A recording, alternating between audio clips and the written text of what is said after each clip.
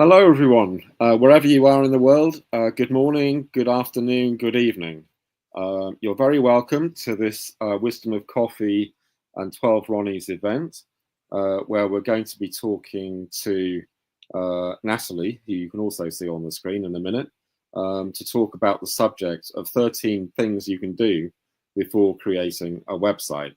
But before we dive in, I'd just like to say if you would remember to like the video wherever you're watching it, so that it gets more visibility and picks up on the algorithm, so more people can see it, and also send it to people that you know, and sign up for the notifications so that by clicking on the bell, and you'll get to know whenever we're doing one of these podcasts.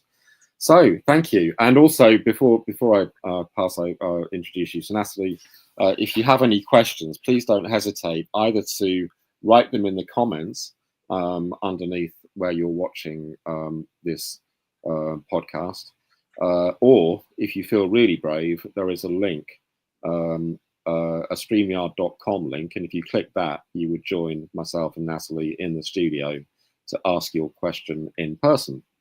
So, without further ado, hello, Natalie. Maybe you'd just like to introduce yourself and a little bit. Hi, Chris. Thank you so much for having me today. And my business is Engaging Content, so the clue is kind of in the name. We create website content for our clients, and I always say that your website is a tool, but your content is the fuel. And we help our clients kind of use their content to do the heavy lifting of their marketing, because ultimately wherever your traffic or wherever you're hanging out online, you need to drive them to a central place, which is your website. So I'm all about a sustainable website that you can use for many years to come. But as we're going to talk about today, there is kind of a time and a place for when you should have a website. So it's a little bit more about us. Okay, well, thank you. And I guess the first place to start would be, it's quite a provocative title to say that, obviously people are desperate to and think that they've got to create a website straight away. So, I mean, I'm guessing that you would recommend that people don't do that and that they do other things before they leap into action to create a website. So what's the thinking behind that? Yeah, so having been in sort of digital marketing for 20 plus years, and been running an agency style business for a lot of that, I've seen so many businesses make lots of mistakes and investing quite a lot of money in a website that isn't necessarily then performing for them. And so my background was very much web design and compilation, but it became quite clear very early on that it's the content, as I say. So if you don't have certain things factored in and mapped out in your business, and you start doing a website right from when your business is set up, you're going to go down a rabbit hole and get very distracted trying to pull it together, when actually in those early days there's still quite a lot of things that might change. So it's about setting those foundations in place first, and then having a website at the right time. But having said that, it's important to have a web presence of some description. And so rather than spending money, there are other ways you can do it in the early days. And that's, I guess, what we're going to sort of talk about today. Okay, so yeah, I'm back. I froze. I was kind of worried you wouldn't be able to hear me. Yeah, so you very kindly put together a lead magnet that we will be sharing after the video is over, with 13 things that you can do before you launch your website. So I just thought, as a teaser, maybe if you could mention maybe the first couple, maybe the first 3 things on the list, so that people have an idea of what it is that they ought to be thinking about before they develop a website. Yeah. Okay. So I think when you go into business, you want to prove you're in business, and that's where putting a website together feels like the right thing to do, and you'll have people telling you that's the right thing to do. However, actually, if you were to set up a Google business profile, which is free, all you need is a Google email address. It's free, quick to set up, and that can give you an online presence straight away, and you don't need to have a website linking to it from it. And then the next thing I would say is start capturing email addresses as soon as you can, because a following on social media isn't an asset. And I've experienced so many businesses who've had a very large following and they've spent a lot of time growing that following, but actually for one reason or another, that's been taken away from them and they didn't have any control over that. Whereas if you build your email list and it's sat on something like MailerLite, which is the second thing I would recommend you set up, which is free, you can start growing that, and that email list is an asset that you own that can't be taken away from you. Okay, that's perfect. Yeah. Was there a third one, or have you covered three? I don't know. Yeah, I mean, to take that capturing email addresses a step further, if you did want to, I guess it's sort of a transactional thing. If you set up a lead magnet or a freebie or whatever you want to call it, you're giving away some free value in return for their email address. So people are quite careful now about giving away their email address to anybody. And so you've got to kind of make it worth their while. So freebies are a great way of testing content. So you might have an idea, you can put it together really quickly in Canva, you can host it in MailerLite because you can do a landing page, and just give it a go. And then as you're talking to people, you can then direct them to that particular link and just grow that list. Okay, brilliant. Well, that's a great start. And as I say, there'll be a link later on where you can download a PDF with 13 ideas. But those are three to get you thinking. So thinking about one of the things that people need to do before they even think about having a website is they need to have a really good idea about what they're offering. What is their product, what is the service they're offering, and they need to know that people actually want it. So how would you go about helping people clarify what their idea is? So this is where my approach, which is quite different from other marketing agencies, is we always talk about the problem they solve. So it's kind of going deep on what is the problem that you can solve that your ideal client can't. And quite often we are our ideal client, or we were our ideal client. And the fact that we've worked out how to solve this problem kind of backs that up. So obviously it depends on the business, but we are providing a product or a service that solves a problem. So when you go deep on that, you can then come up with a lot of ideas of how that might work or who you might then be selling that to. So rather than focusing on the avatar, you focus on the problem you solve, if that makes sense. Yeah, totally. Yeah, there's a I don't know if you come across Clayton Christensen. He was a professor at Harvard University in the business department. Deceased now, unfortunately, but he had this idea of he did a research project regarding McDonald's and when people bought milkshakes. And it turns out that people bought them really early in the morning so that they had something to drink on their commute to work. Yes. And the idea that came out of that was the idea of jobs to be done.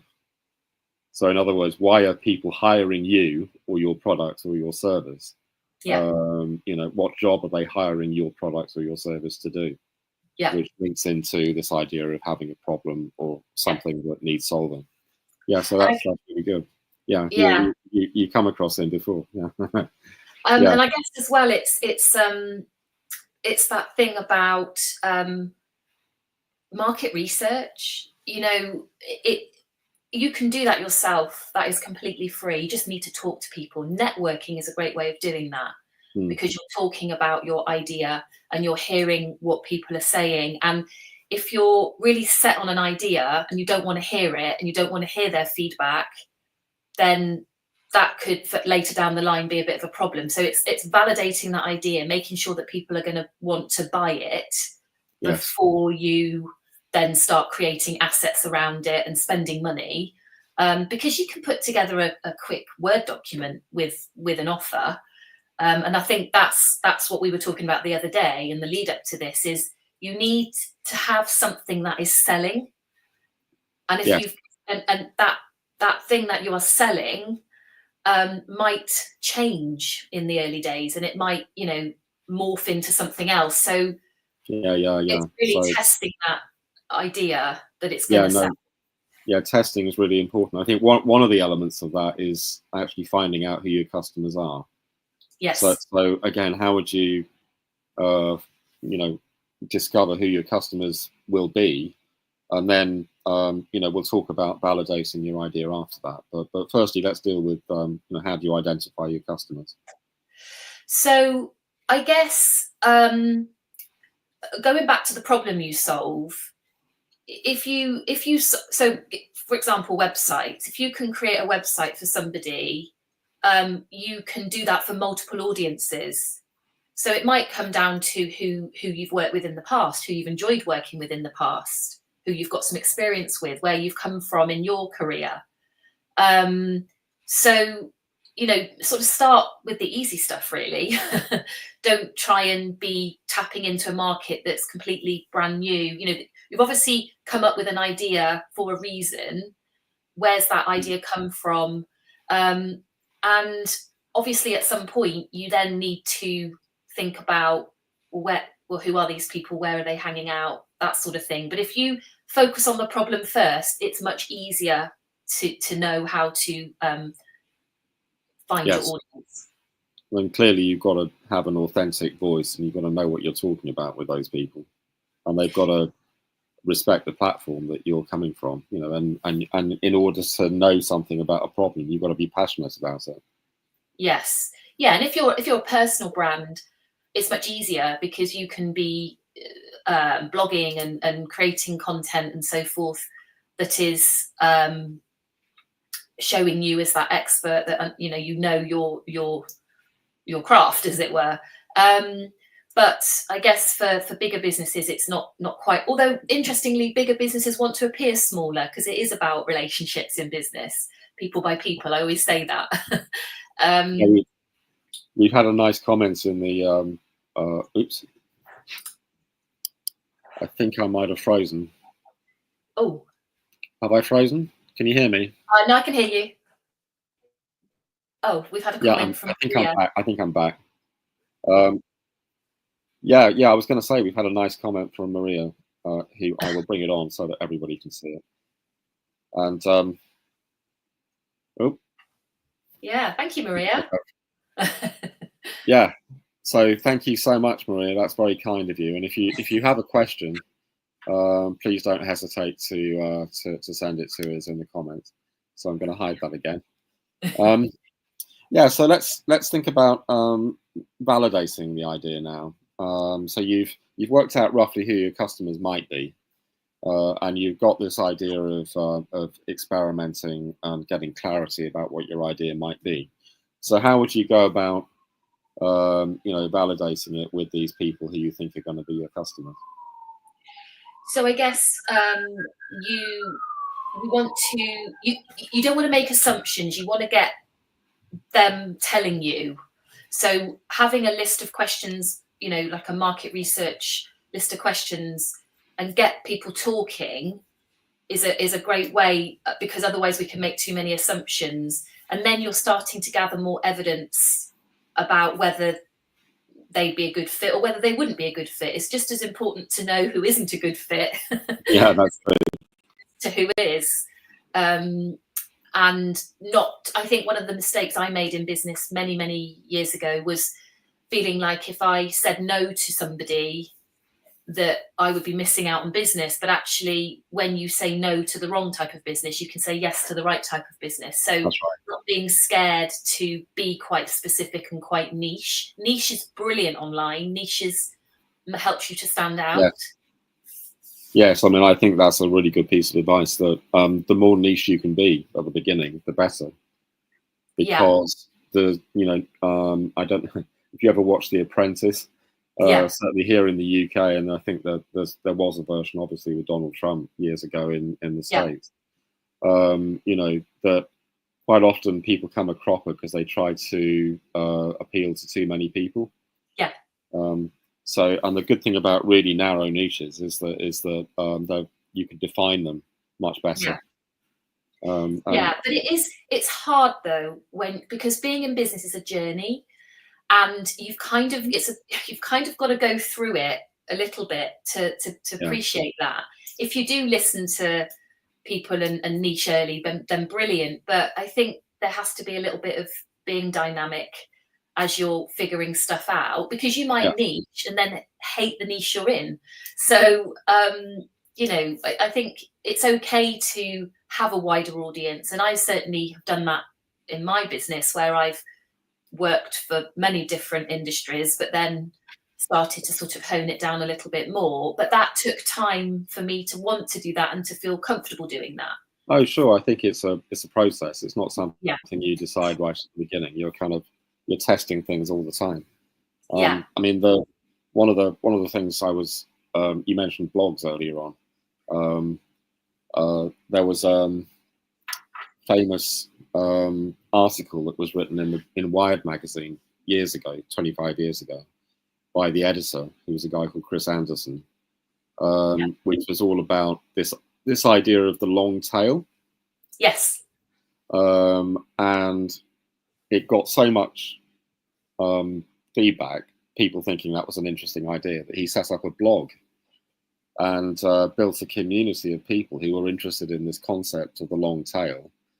And then eventually everybody kind of working on this and clarifying and contributing to what this idea might be, it turned into a book, which he then sold. And then it became like a sort of standard thing that people understand, that in digital spaces, when you're selling things via e-commerce marketplaces, then the long tail is something that's a very interesting and useful idea. So this idea that you're building a community before you actually launch your thing, can be quite a useful thing.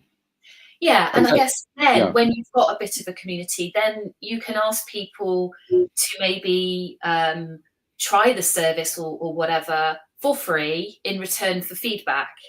And that's another great way of then validating your idea, because there's something in it for both of you. And then using that data that you're collecting and actually looking at it and decide, looking at what it's telling you. And not to bury your head if it's telling you you're in the wrong direction, because again, I think where a lot of startups go wrong is they're so set on their idea that they're not going to listen to what other people are saying, and then unfortunately that could end badly. So it's hard, but you're validating it for a reason.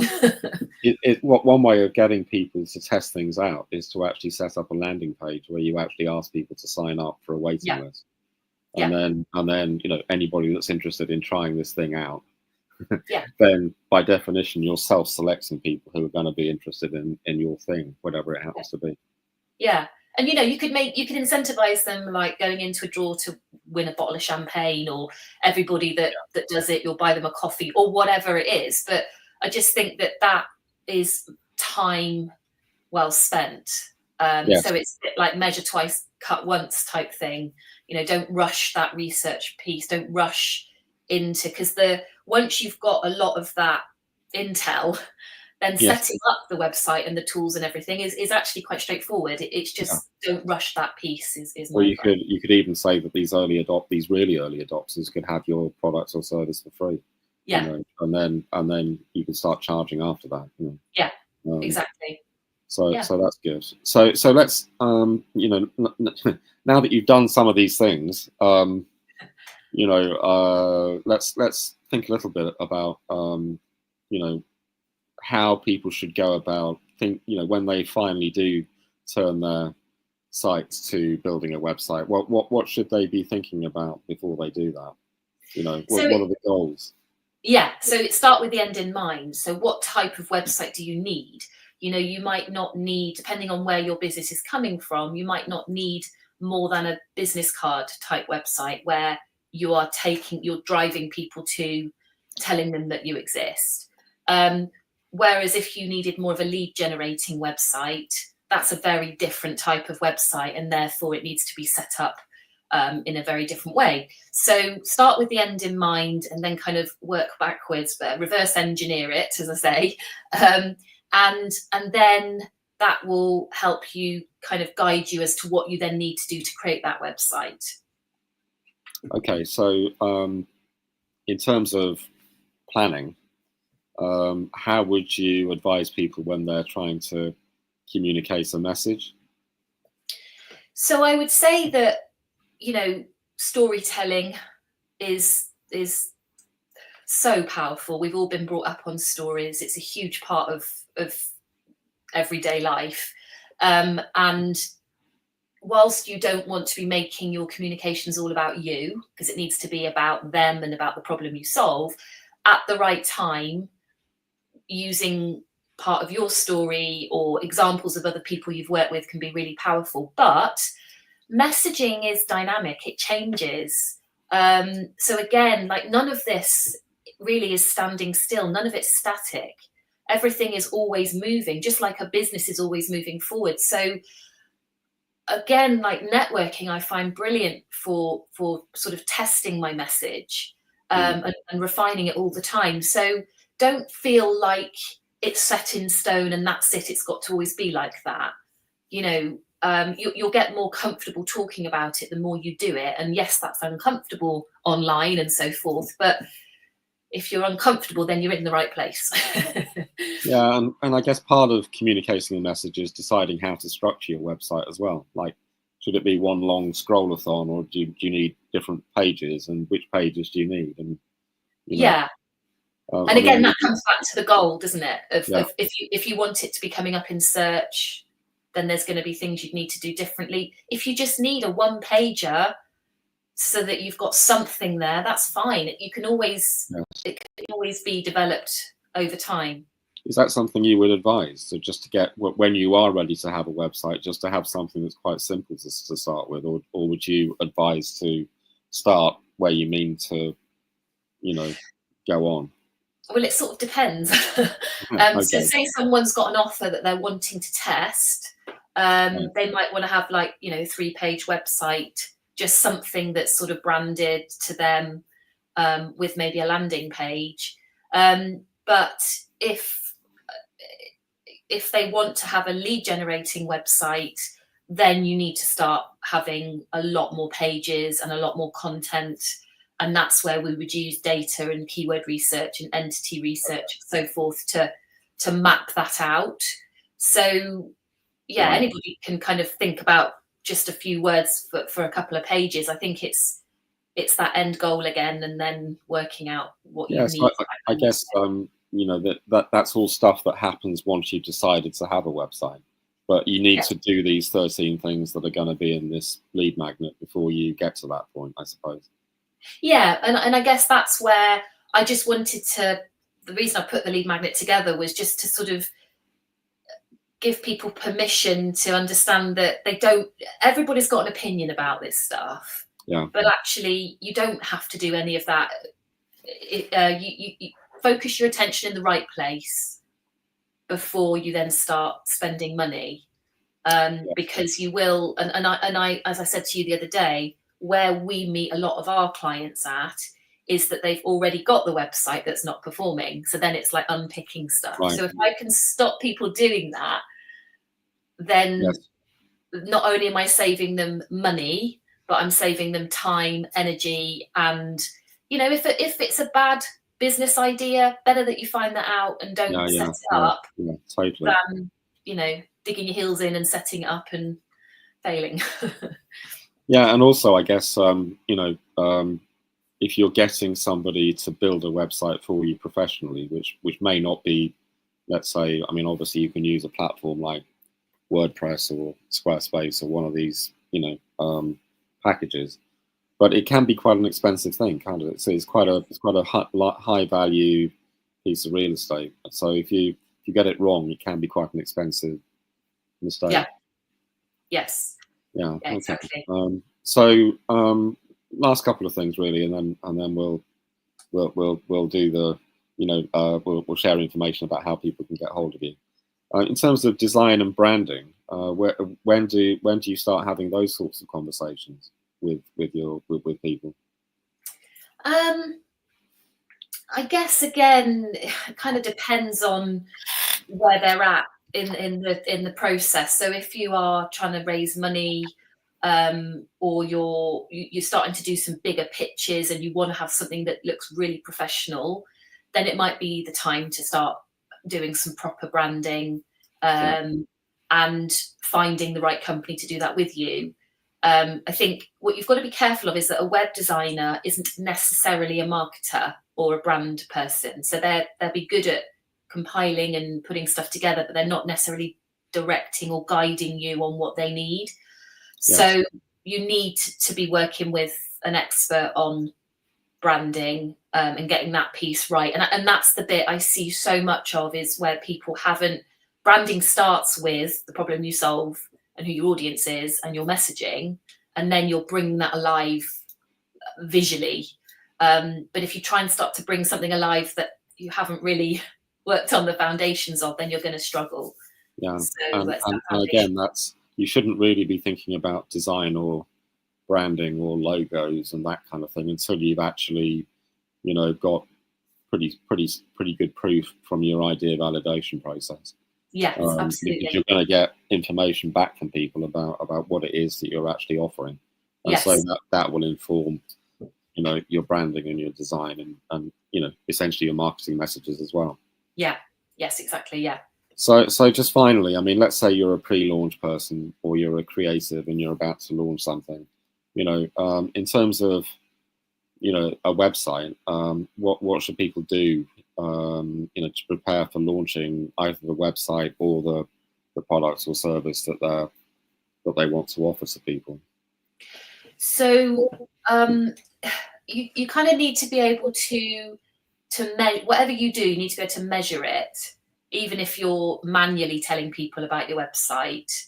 But I would say that try not to measure too much. So if, for example, if you were looking at Google Analytics or something, and you were hoping for organic search or free traffic, then just look at where that traffic's coming from and maybe what pages they're looking at. It's quite easy to kind of try and measure too much, and then that can be really overwhelming. But also spreading the word, networking, asking your friends and family, and that sort of thing, to maybe spread the word as well. But yeah, it does depend on the type of website, I suppose. I think one generic thing to say is that you need to actually build in quite a long time in terms of what you think you might need to spread the word, because you need to build up a momentum. Yeah. So at least give it a couple of months, before you launch, to actually do the, to get the word out there and say this is coming soon. Yeah. And to test it organically. So if you're driving traffic from a social channel, and you're getting those conversions and taking that action, then that's great. Then you can amplify that with ads, but don't start spending money on ads when you haven't don't tested spend money on ads until you really need to. I mean, and then it's only one tool, and don't spend a fortune. Yeah, exactly. You can get noticed in lots of other ways as well. Yeah, exactly. So, I talk about like destination website, wherever your traffic is coming from, they've got to go to that central place, which is so important. That is, you're taking them on a journey and answering their questions, and you're getting those conversions, and then you're going to learn from that, and you're going to look at the data, and you're going to see what's working, and then sort of take it from there, really. Well, brilliant. That was an amazing conversation. Thank you so much. So, first of all, how can people get hold of you, and what would you like to, how would you like to engage with people who might want to to get in touch? So if you haven't got a website, then my free guide, 13 Things to Do Before Investing in a Website, which I know you're going to drop the link for, is a really good place to start. And if you do have a website and you want to sort of do a bit of just to see how it's performing and get a bit of an SEO score, if you need a website that's lead generating, I've got another freebie that I think you're going to put the link in. Yeah. The website is engaging-content.com. We do social media sort of half-heartedly, really. Yeah. Have a bit of a love-hate relationship with social media, if I'm honest. So yeah, we are on all the channels, but Okay. very much about kind of blogging and organic And search. do people, do they call you up and say, I'd like, or do you have discovery calls with people, or is it simply, is it email, or what's the best way of people actually getting in contact with you? Yeah, so I do a discovery call, and both of those freebies will lead you to that option. Perfect. Or the contact page on my website, you can also do a discovery call that way.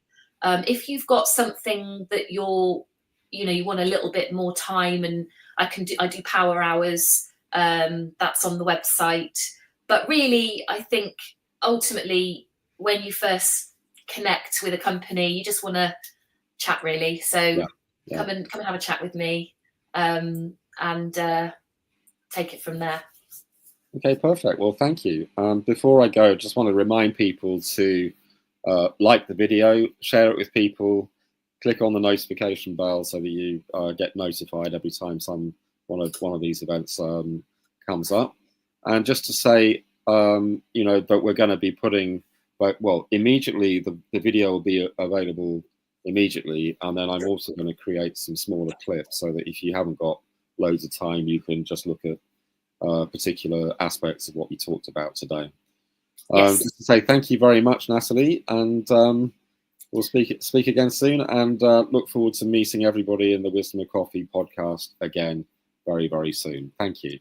Brilliant. Thank you so much. Bye-bye. Bye-bye.